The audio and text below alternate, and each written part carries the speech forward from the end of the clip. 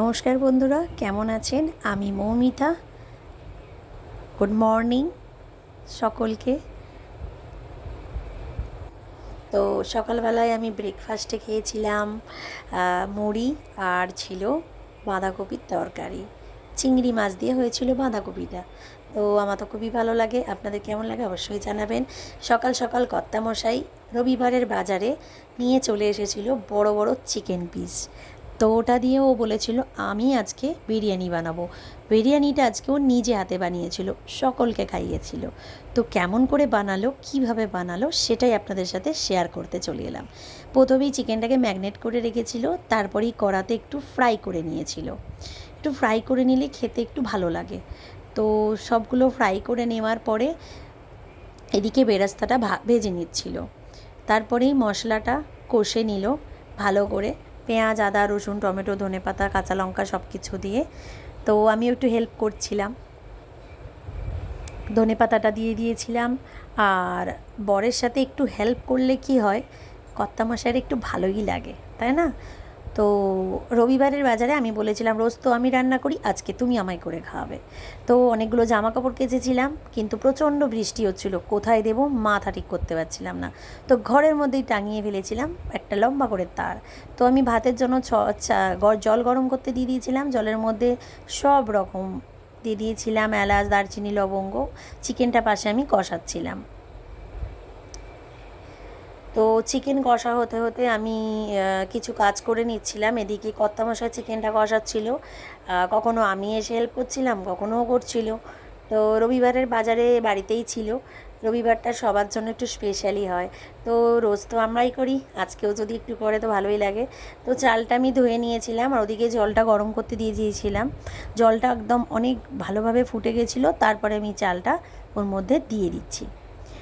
তো বাইরেটা দেখে নাও, প্রচণ্ড বৃষ্টি হচ্ছিল, আর চারিদিক যেন সবুজে ভরে গেছে, এত ঘাস হয়ে গেছে চারিদিকটা।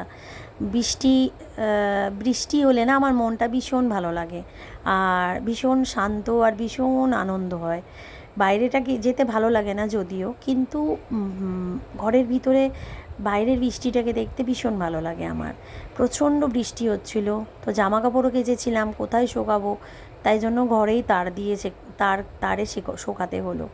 তো আমার এদিকে জলটা ভালোভাবে ফুটে গেছিলো, তো আমি যে চালটা ধুয়ে রেখেছিলাম জলের মধ্যে দিয়ে দেবো। জল যতক্ষণ না ফুটে যাবে ততক্ষণ আপনি চাল দেবেন না। আমি কুকারে একটা সিটি দিয়ে নিয়েছিলাম, তা জলটা একদমই অল্প দিয়ে চালটা আমিই সিদ্ধ করেছিলাম, কারণ কর্তামশাই বললো বেশি হয়ে গেলে তুমি রাগারাগি করবে, তো তুমিই করো। এদিকে কর্তামশাই করছিল স্যালাডের জন্য, রায়তার জন্য করছিল। এদিকে আমি দইটা ভালো করে ফেটিয়ে রেখে দিয়েছিলাম। আর রায়তার জন্য কাঁচা লঙ্কা, পেঁয়াজ, শসা, তারপরে ছিল গাজর, সব রকম দিয়ে রায়তাটা বানাচ্ছিল। তো হয়ে গেল, চিকেন একদম রেডি আছে। এরপরে আমি চালটা মানে খুলে আর কি, সিটিটা খুলে ওতে দিয়ে দেবার পালা। তো দেখে নিলাম ঠিকঠাকই আছে। এদিকে এটাও রেডি হয়ে গেছে মোটামুটি।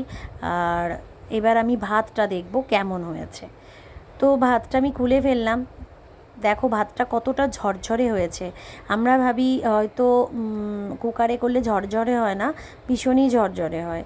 তো এর মধ্যে কেওড়া জল আর গোলাপ জলটা দিয়ে দিল, কারণ চিকেনের মধ্যে না হলে সুগন্ধিটা আসবে না। তো এরপরে পালা ছিল ভালো করে লেয়ার বানানোর। নিচে যেহেতু বড় বড় চিকেন দেওয়া হয়েছিল, সেই জন্য ওটা নিচেই দেওয়া হয়েছে। আর আরেকটা ব্যাপার হচ্ছে, এটা হচ্ছে দম বিরিয়ানি। তো দম বিরিয়ানিতে একটুখানি চিকেনের গ্রেভিটা ভালো করে রাখতে হয়। তো বেরেস্তাটা উপরে দিয়ে দেওয়া হলো। এবার বিরিয়ানি মশলা দেওয়া হচ্ছে, এটা বিরিয়ানি মশলা দিয়ে দেওয়া হলো। এবার বিরিয়ানি মশলা দেওয়ার পরে আবার একটা লেয়ার দেওয়া হবে।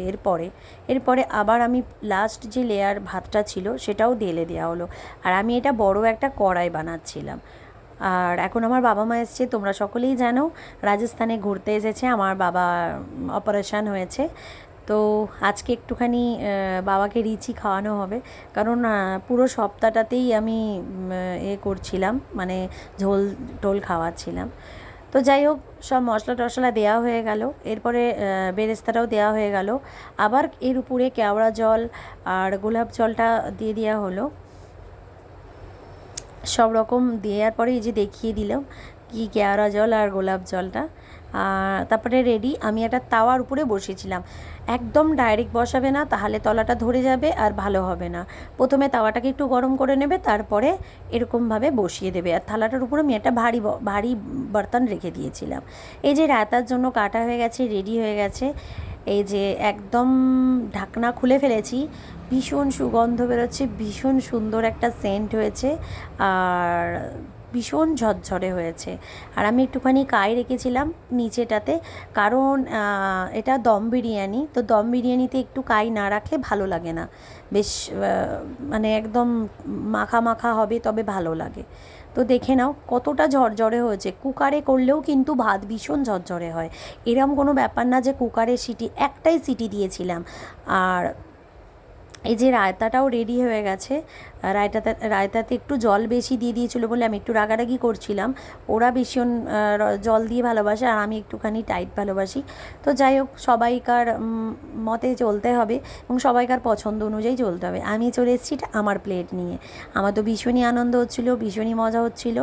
আর আমি দেখো কীভাবে খাচ্ছিলাম, ওফ জাস্ট ওয়াও, ভীষণ মজা হয়েছে খেতে।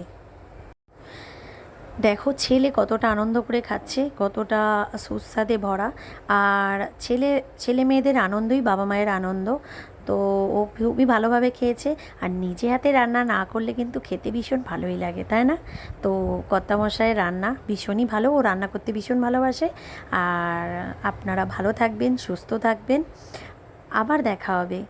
Bye bye, tata.